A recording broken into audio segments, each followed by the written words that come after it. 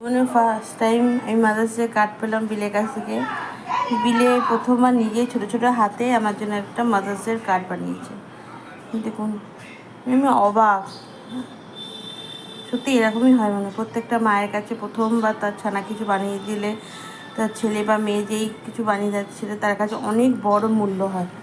তো এই প্রথমবার আমার ছেলে ছোটো ছোটো হাতে আমার জন্য একটা মাদার্স ডে কার্ড বানিয়ে দিয়েছে। এটা যে আমার কাছে কত বড় পাওয়া।